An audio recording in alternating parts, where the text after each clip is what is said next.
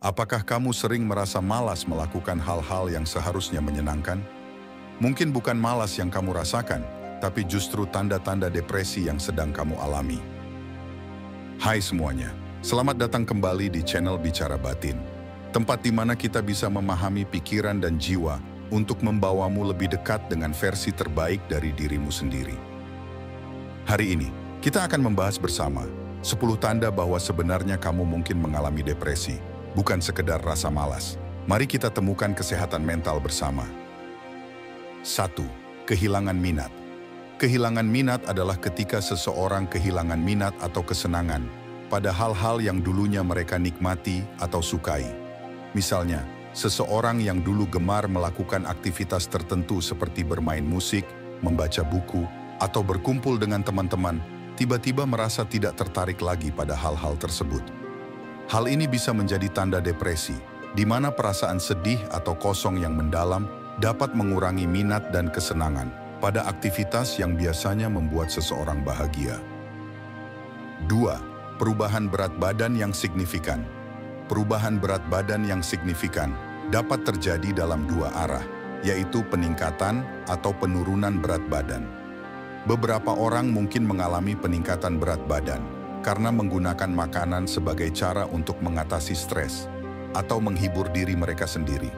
Mereka mungkin cenderung makan lebih banyak atau memilih makanan yang tidak sehat sebagai respons terhadap perasaan sedih atau kosong yang terkait dengan depresi.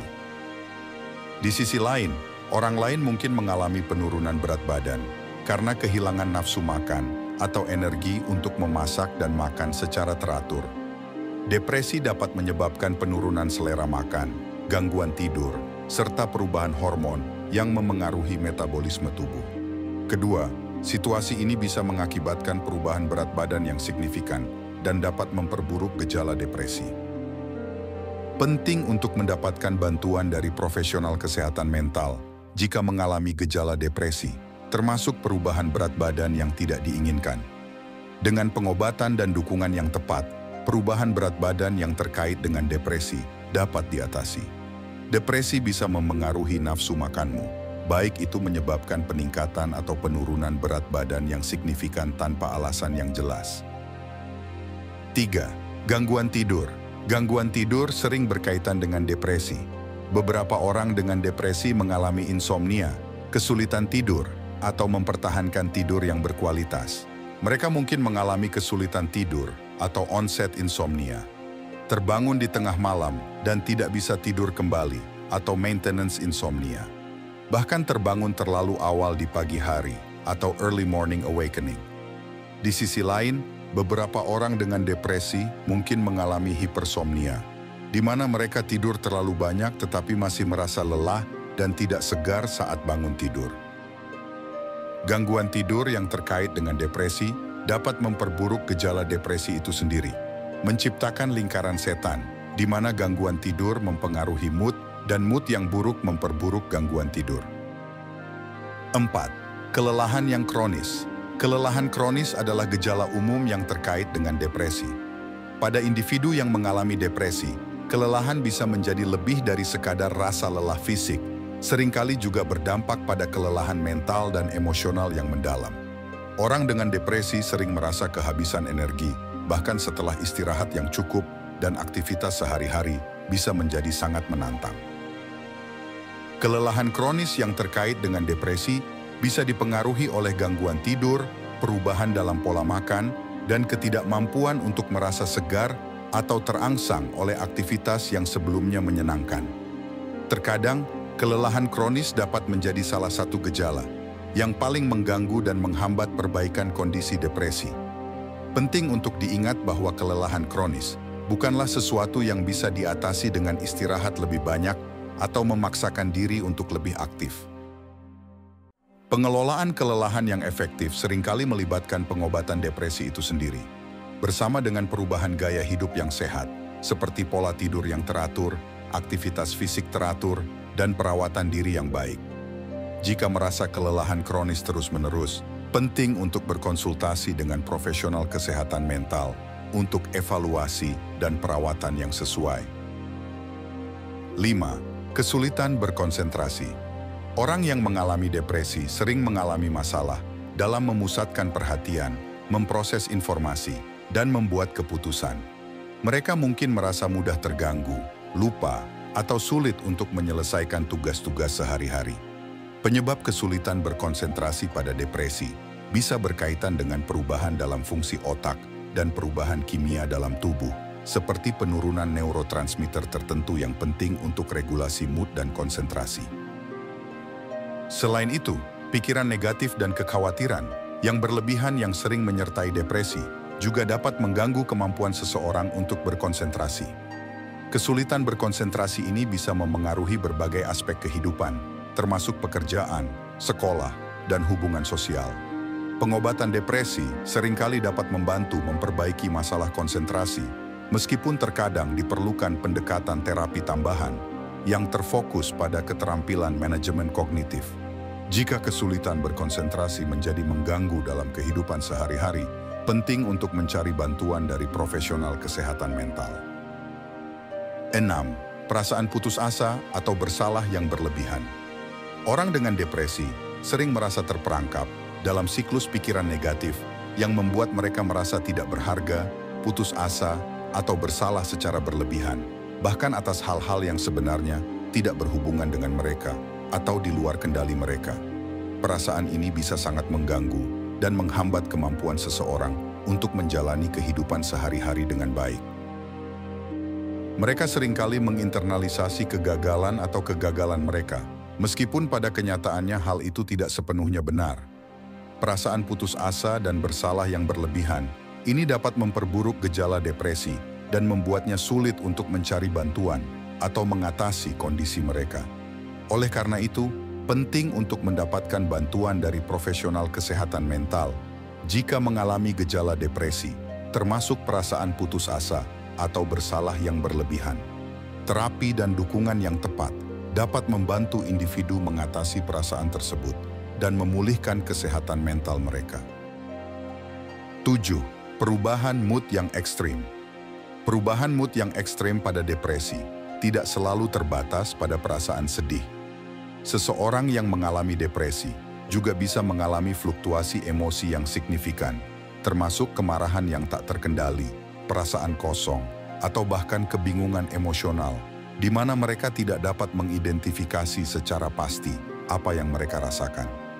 Perubahan mood yang ekstrim pada depresi bisa menjadi tantangan tambahan dalam mengelola kondisi tersebut karena bisa memengaruhi interaksi sosial, kemampuan untuk menjalankan tugas-tugas sehari-hari, dan kualitas hidup secara keseluruhan.